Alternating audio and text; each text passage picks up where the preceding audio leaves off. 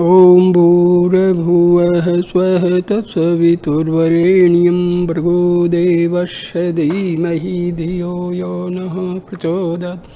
Om Shanti Shanti Shanti. Namaste my dear friends. This is second video on Bhagavan Sri Ramana Maharishi's 40 verses on reality. All Ulladu Narpadu. The last sentence of video number 1 was, yet ignorance is not apart from the self, because all experiences as thoughts come from the self and are witnessed by it. Verses 6 and 7. Now, verse 14. You and he exist when the I exists. If the root of the I, the one, is found, you and he will also shine as the one. The I exiting you and he also exist. If by investigating the truth of the I and I ceases, you and he will also cease and will shine as the one. This is the natural state of one's being. You and he are the world. It stands and falls with the I or ego, which constructs it. Realizing one's being is realizing the whole world to be the same effulgent being, the one. This state of being is experienced by the self-realized man in the waking state consciously and by all men in dreamless sleep. In dreamless sleep, Susupti, the I, like everything else, disappears and one remains in one's native state in the true I, but generally without retaining memory of this condition on awakening. Verse 15.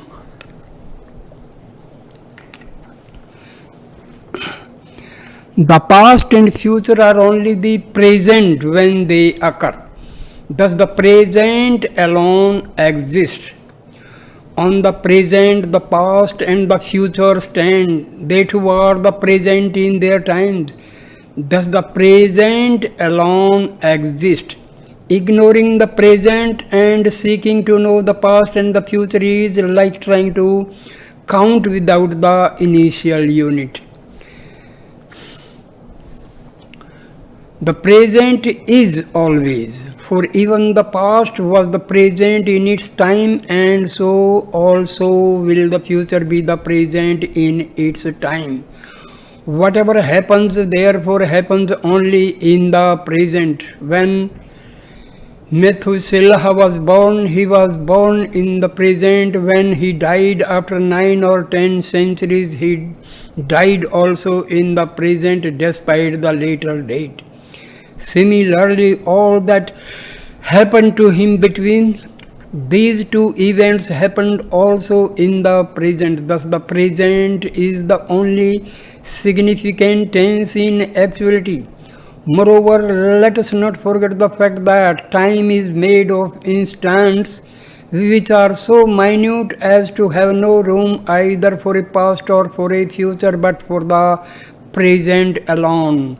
The next verse will tell us that even the present is unreal, being one of the notions of our mind, as past and future are acts of our memory. Verse 16. Time and space do not exist apart from the self. Do time and space exist apart from us? If we are the body, we are affected by time and space, but are we the body? We are the same now, then, and forever. Of course, time and space are mere concepts in us, because in our long journey in life we pass through multitudes of experiences. We have to conceive past, present, and future in order to arrange them conveniently in their sequence of occurrence in our memory. Because we perceive multiplicity, we have to conceive a space in which to accommodate them, like the screen on which movie pictures are spread.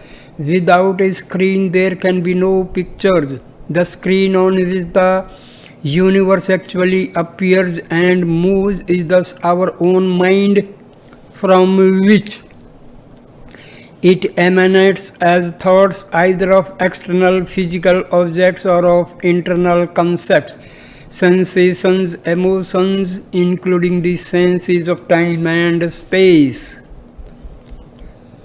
Those who take themselves for the body take time to be the creator and destroyer of all things, and thus it inspires them with great fear of future calamities, of death, of loss of fortune and position, or whatever it may be. Many of them consult astrologers to read the decrees of time and foretell events long in advance of their occurrence. To them, birth, youth, old age, and death, creation, preservation, and dissolution, past, present, and future, health and disease, prosperity and adversity all exist without the shadow of a doubt. They fall prey to time and its vagaries. The others who know themselves to be pure spirit are bodiless, timeless, and spaceless, and Bhagavan affirms they are thus free from the hallucination of we alone are, time and space are not. Verse 17. To those who have not realized the eye is of the size of the body, to those who have it is limitless. To those who have not realized the self, as well as to those who have the body is eye. To the form, the eye is only the size of the body, whereas to those who have realized the self within the body, the eye shines without limits. This is the difference between the two. The Jnani, the self realized like everybody else, refers to the body as I, where the others confine their eye to the flesh and body and to its height and breadth. The Jnani takes his eye to be the life which pervades the body as well as the limitless space outside. Realization is the direct and indubitable proof of this truth. Verse 18. To those who have not realized the world is confined to the space it occupies, to those who have, it is the limitless substratum of the world. To those who have realized the self, and to those who have not, the world is real. To the latter, its reality is confined to the spatial measurements of the world, whereas to the former it is formless and shines as the substratum of the world. This is the difference between the two. The space which the world occupies is the limit of the reality to the ignorant Ajnani, but to the Jnani it is the limitless substratum of the world. Science tells us that space is not material, that is, it is not made of atoms and molecules like the objects which occupy it to be visible to the eye. The perception of space by the eye is the worst illusion man suffers.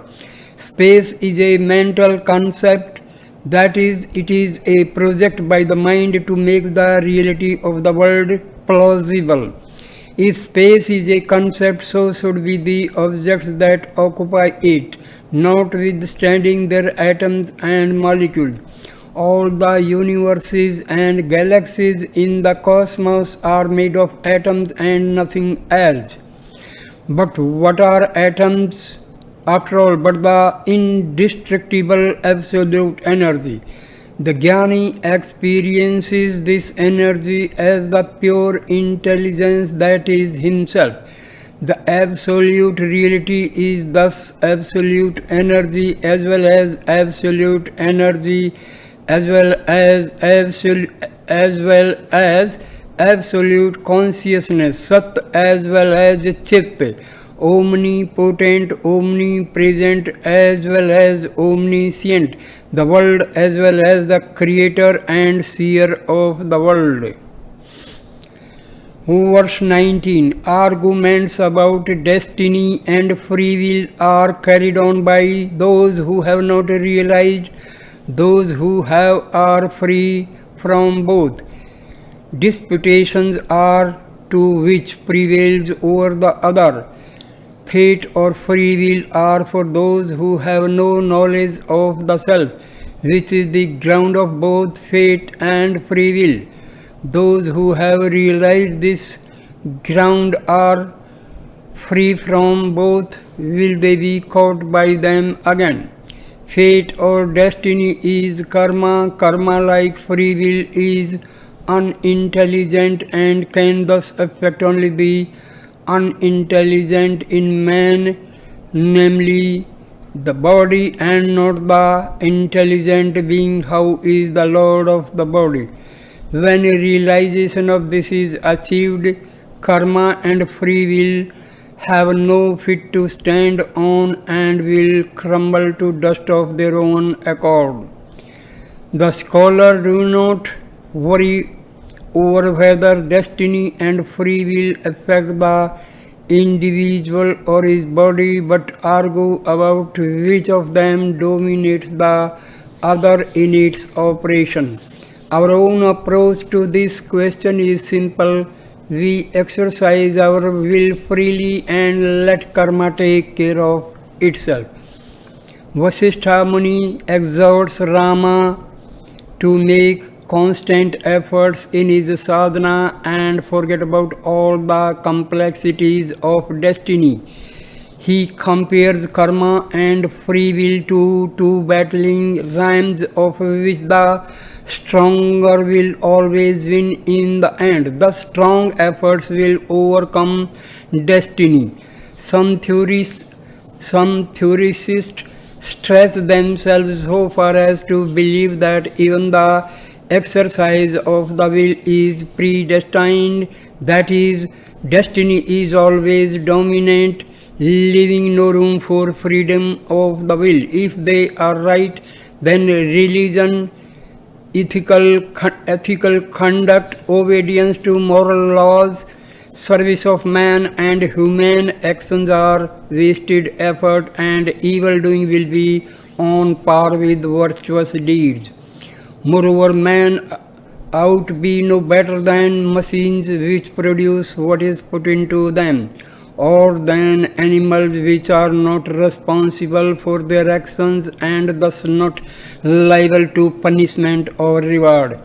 Fortunately, it is not so. The admission of punishment and reward, which is the fundamental condition in the operation of karma, inevitably leads to the admission of free will. Karma begins to operate only after the will has been exercised ad libitum.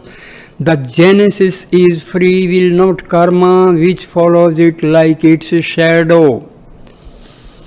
Verse 20. Seeing the self is seeing God, so the self is not other than God.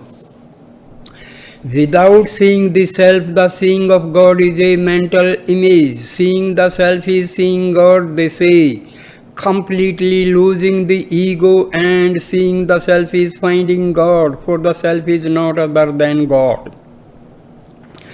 The great Western religions hold that the question of whether there is a God other than man is sacrilegious. The supremacy of God over man, they argue, is so self-evident that the very question is derogatory to God Almighty. Bhagavan answers the question in the negative, because whereas the Western theologians take man to be the nearest dust, the corruptible body. Bhagwan takes him to be the spirit or life within the body, which is infinite and eternal. Those who have no experience of the self but claim to have seen God, Bhagwan asserts, have seen only their own mental picture of God, resembling their own physical picture, more or less having a shape, color, size, etc., which God, the pure spirit, simply does not have. Verse 21. To see God is to be absorbed by God. God is the self, we said, but how to see one's own self, which has no second to perceive or reflect it.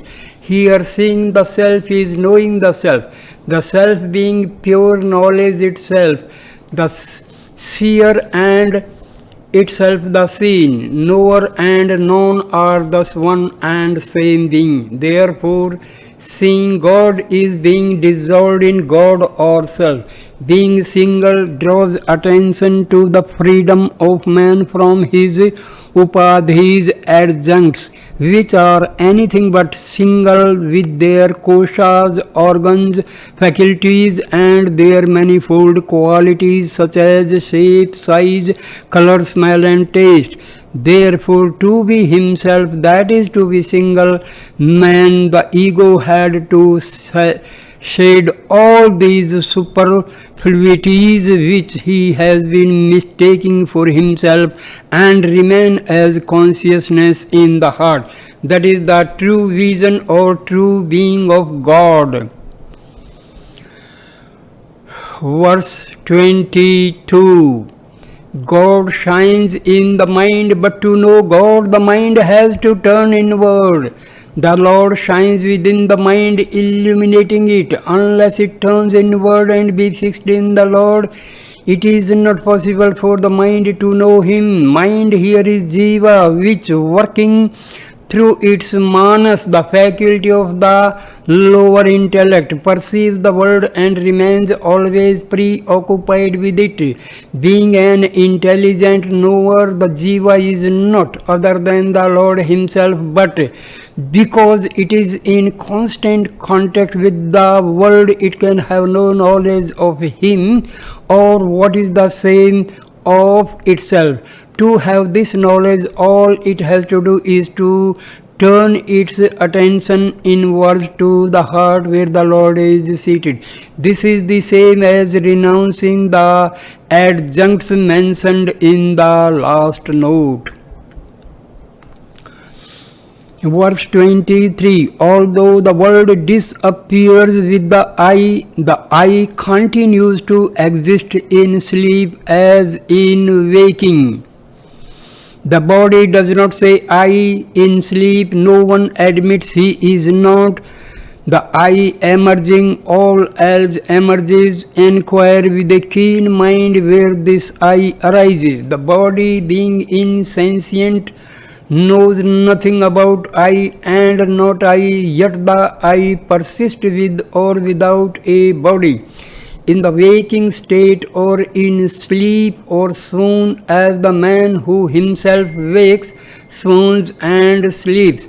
To know the true nature of this perennial I, we have to conduct an inquiry into its source.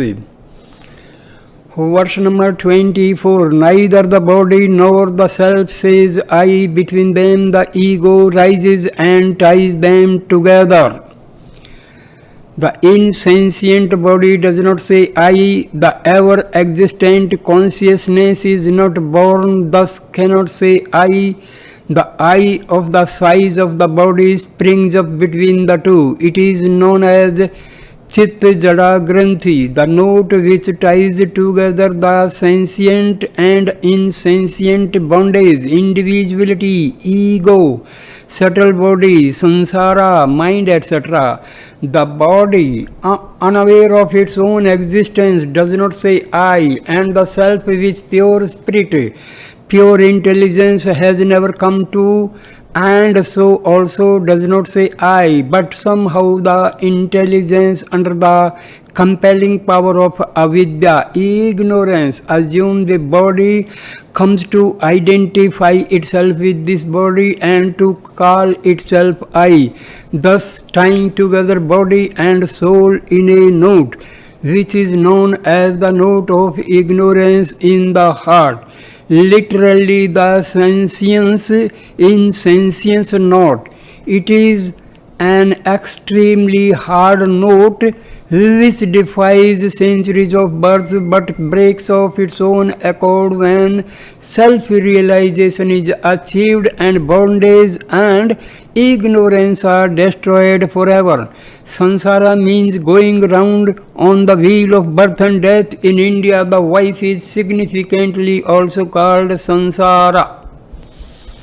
Verse number 25. The ego takes a body and accomplishes various acts. It takes one body after another till it is destroyed by vichara. Know that this formless ghost, the ego or I, springs up in a form body.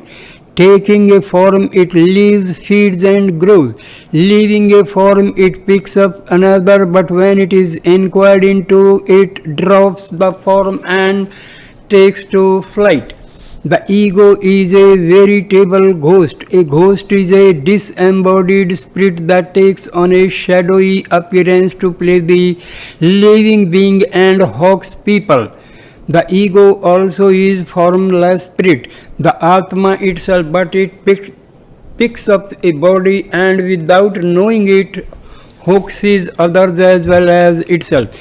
It begins its sansaric career by identifying itself with the body to enjoy the good things of the world. It reaps the retribution of falling into abysmal avidya, ignorance, losing memory of its true nature and acquiring the false notions of having a birth, of acting, eating and growing, of accumulating wealth, marrying and begetting children, of being diseased, hungry and miserable, and finally of dying. But when the time of its redemption draws near, it undergoes an investigation of real nature, of its real nature, sheds its identification with the body, transcends its previous illusions and becomes free once again, full of the bliss of self-discovery and self-knowledge, jnana. Verse number 26. The ego being the all, surrendering, it is surrendering all.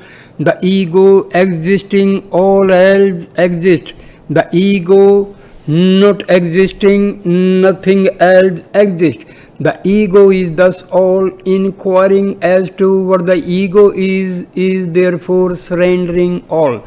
Verse 14 also makes the ego or I the all, but here we are led to draw the conclusion that true surrender is the surrender of the ego, which is the totality of the not self or everything, and that the same surrender can be achieved by the method of vichara spoken of before.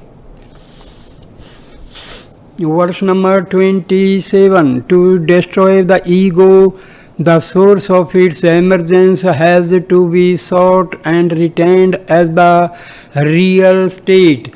The non-emergence of the I is the state of a being.